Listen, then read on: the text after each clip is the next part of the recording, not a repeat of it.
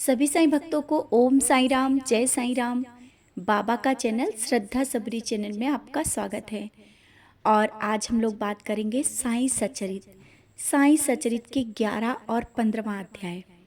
जैसा कि आप सब जानते हैं, सचरित तो पूरा ही हम लोग पारायण करते हैं, लेकिन सचरित के 11 और 15वां अध्याय जो कि हमारे जीवन के लिए बहुत महत्वपूर्ण है। जो लोग 15वां और 11वां अध्याय कर रहे हैं वो अपने जीवन में परिवर्तन देख रहे हैं कि 11वां अध्याय हमारे जीवन के लिए बहुत ही महत्वपूर्ण है। 15वां अध्याय रिश्तों के लिए। जैसा कि हम सब अपने जीवन में बहुत सी परेशानियों से घिरे होते हैं, रिश्तों से घिरे होते हैं, रिश्तों की जो आजकल छोटी छोटी बातें चलती हैं उनसे घिरे होते हैं और आर्थिक समस्याओं से घिरे होते हैं। तो ये सब अध्याय 15 में आप लोगों ने देखा ही होगा, जो कि 3 कथाएं हैं। जैसा कि चोलकर की शक्कर रहित चाय, जो कि आर्थिक समस्या से वो बहुत ज़्यादा परेशान होते हैं। तो जब हम सब बहुत आर्थिक समस्या से परेशान होते हैं तो हमें 15वां अध्याय ज़रूर पढ़ना चाहिए। और दूसरा है उसमें कैसे बाबा 2 छिपकलियों को कैसे मिलाते हैं, ये भी आपने देखा। तो रिश्तों के बारे में है, कैसे बाबा 2 छिपकलियों को मिला करके, कहाँ से वो औरंगाबाद से आई हुई छिपकली अपनी बहन से कैसे मिलती है। तो रिश्तों में जो दूरी होती है ना, वो भी बाबा दूर करते हैं। और एक तीसरी कथा और है उसमें, दास कणु महाराज को जब बाबा ने बोला था कि ये दिखावा और बनावटी दुनिया से दूर रहने के लिए बाबा ने बताया था।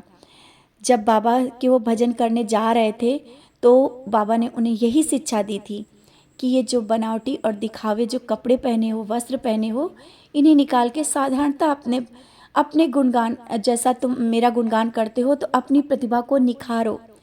तो इससे आप सब ने सीख ली होगी, तीनों कथा हैं, तीनों कहानियों से आपने सीख ली कि बनावटी और जो दिखावा होता है उससे हमें दूर रहना है, अपना साधारणता जीवन सच्चाई से जीना है।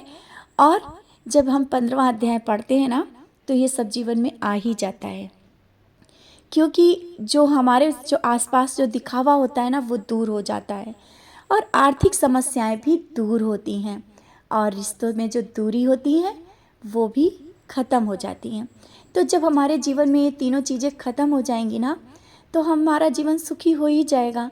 तो क्यों ना 15वां अध्याय रोज़ की एक दिनचर्या में प्रतिदिन प्रतिदिन कोई भी ऐसा दिन ना हो जिस दिन आप 15वां अध्याय ना पढ़ें। क्योंकि जब आप 15वां अध्याय पढ़ना शुरू करेंगे, आपको एक मन में मजबूती मिलेगी, एक हिम्मत मिलेगी, एक ताकत मिलेगी और आप उन परेशानियों से बाहर निकल आएंगे। विश्वास रखना, 15वां अध्याय जब पढ़ रहे हैं तो देखना आपके रिश्ते भी बहुत जल्दी सुधरते चले जाएंगे, आर्थिक समस्याएं भी दूर होंगी और सब कुछ अच्छा होगा। और आप लोगों को प्रश्न उठ रहा होगा कि 11वां अध्याय क्यों कर, जैसे कि 11वां अध्याय क्यों करते हैं। ये तो 15वां अध्याय हो गया हमारे जीवन के लिए, लेकिन 11वां अध्याय हमारे गुरु, हमारे साईं, हमारे देवा की ओर खींचता है, जो कि ये सबसे पहले बहुत ही ज़रूरी है। समझ रहे हैं ना आप। हम सब कुछ मांगते हैं, लेकिन बाबा से बाबा को भी तो मांगते हैं ना। तो जब हम लोग 11वां अध्याय पढ़ेंगे ना, तो अध्यात्म की और जो एक रास्ता होता है वो खुलता चला जाएगा। हम लोग बाबा की ओर बढ़ते ही चले जाएंगे। आप देखेंगे 11वां अध्याय जब आप पढ़ रहे होंगे और जब आप पढ़ना शुरू कर रहे हैं तो देखेंगे कि आपके जीवन में एक अलग ही परिवर्तन आएगा। आप अपने आप बाबा की ओर खींचे चले जा रहे होंगे और जब आप बाबा की ओर खींचे चले जा रहे होंगे, बाबा आपकी तरफ आ रहे होंगे, तो परेशानियां तो जाएंगी ही जाएंगी। तो ये दोनों अध्याय हमारे जीवन के लिए बहुत बहुत ही ज़रूरी हैं। अब आपको कैसे पढ़ना है ये आपको बताना चाहते हैं। जैसा कि आप लोग प्रतिदिन 11वां और 15वां अध्याय पढ़ना चाहते हैं, तो सुबह हो सके तो सबसे पहले सुबह जब आप उठते हैं, जब डेली की पूजा करते हैं, तो उसमें आप 15वां अध्याय पढ़ लें। अगर समय है तो 11वां भी पढ़ लें, नहीं समय है तो एक बात और है कि आप 11वां अध्याय रात को अगर पढ़ के सोएंगे ना, बहुत ही आनंद आएगा। क्योंकि 11वां अध्याय पढ़ के सोने के बाद एक वो शांत माहौल में जब हम लोग 11वां अध्याय पढ़ते हैं तो और बाबा के करीब पहुंचते हैं, स्वप्न दर्शन होते हैं, बाबा के बहुत ही करीब पहुंचते हैं, एक अलग ही अनुभूति मिलती है। तो अगर आपको समय नहीं है, अगर आपको रात को समय मिलता है तो 11वां अध्याय रात को पढ़ के और सो जाएं। नहीं तो आपको जब भी समय मिले तब आप पढ़ लें, और 15वां अध्याय सुबह कर लें। जैसा आपको समय मिलता है उस हिसाब से आप अपना समय निकाल करके 11वां और 15वां अध्याय आप अपने जीवन में एक बिल्कुल उतार लें कि हमें 11वां और 15वां अध्याय डेली करना ही है। आप 1 साल तक के करके देखिए।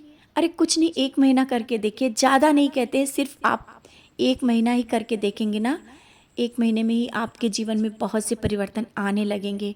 कुछ ही दिनों में आप अपने जीवन में परिवर्तन देखेंगे और ये अवश्य होगा। बस एक प्रण कर लीजिए कि हमें अपना 11वां और 15वां चैप्टर जरूर करना है, इसे भूलना नहीं है।